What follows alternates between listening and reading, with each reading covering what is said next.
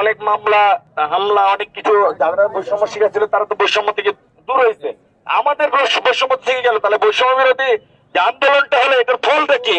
বৈষম্য তো থেকে গেল। অনেক মানুষকে গুম করা হয়েছে, সেটা কোন আইনে হয়েছিল? ছাত্র জনতার বুকে গুলি করা হয়েছে, সেটা কোন আইনে হয়েছিল? সাভারে আশুলিয়ায় লাশ ভ্যানে উঠিয়ে পুড়িয়ে দেওয়া হয়েছিল কোন আইনে? হাজার হাজার কোটি টাকা লুট করে পুলিশ বাহিনীকে পথে বসিয়ে দেওয়া হয়েছে কোন আইনে? আমাদেরকে মিথ্যা মামলা দিয়ে জেলে ঢুকিয়ে দেওয়া হয়েছে কোন আইনে? মুরতাজে অর্ডার করে জিতে নিন গাড়ি, বাইক, আইফোন সহ কোটি টাকার পুরস্কার। অর্ডার করতে ভিজিট করুন murtaj.com। অন্যায়ভাবে আত্মপক্ষ সমর্থনের সুযোগ না দিয়ে বিভাগীয় মামলায় শত শত মানুষকে চাকরিচ্যুত করা হয়েছে কোন আইনে? মানুষকে, পুলিশ বাহিনীর সদস্যকে কোনো একটা অন্যায়ের কারণে অথবা অজুহাতে 3 মাস অস্ত্রাগারে আটকিয়ে রাখা হয় কোন আইনে?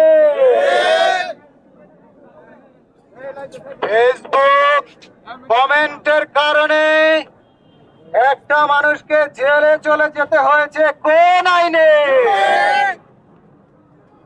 কেউ অন্যায়ের বিরুদ্ধে, কেউ যদি আলেমদের পক্ষে কথা বলেছে, তাকে চাকরিচ্যুত করা হয়েছে কোন আইনে?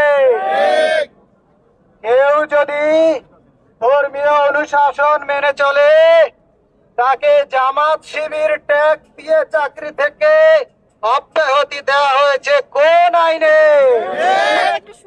এই দেশের কোটি কোটি মানুষের উপর জুলুম নির্যাতন চালানো হয়েছে কোন আইনে?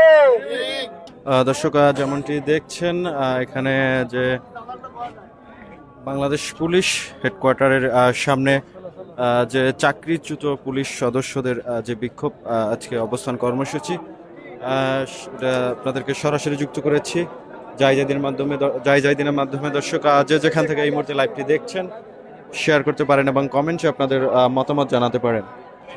তারা তাদের যে দাবি, এখানে যে অবস্থানরত পুলিশ সদস্যদের দাবি, তাদের বিভিন্ন কারণে অকারণে আসলে তাদেরকে আওয়ামী লীগের শাসন আমলে চাকরিচ্যুত করা হয়েছে, যার ফলে তারা এর আগেও কয়েকটি কর্মসূচি তারা এখানে দিয়েছিল।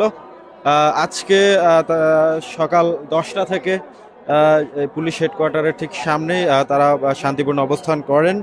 এরপরে দুপুর 1টার দিকে কিন্তু তারা এই সড়কটি, পুলিশ হেডকোয়ার্টারের সামনের যে সড়কটি রয়েছে যান চলাচলের, সেই সড়কটিতে কিন্তু অবরোধ করে এখানে অবস্থান করছেন। এই মুহূর্তে আপনারা দেখতে পাচ্ছেন যে চিত্র, তাদের যে দ্রুত তাদেরকে চাকরিতে পুনর্বহালের দাবি এবং হচ্ছে তাদের যে তারা বিভিন্ন যে দাবির যে কারণে যাদের তাদের যে চাকরি চলে গেছে, সে কারণগুলো কিন্তু তারা এখানে উপস্থাপন করছেন। দর্শক, যে যেখান থেকে এই মুহূর্তে লাইভটি দেখছেন, শেয়ার করতে পারেন এবং কমেন্টে আপনাদের মতামত জানাতে পারেন যে তাদের এই আন্দোলন বা তাদের এই অবস্থান কর্মসূচিকে আপনারা কিভাবে দেখছেন বা আপনাদের মন্তব্য কি, সেটা কিন্তু কমেন্ট বক্সে জানাতে পারেন।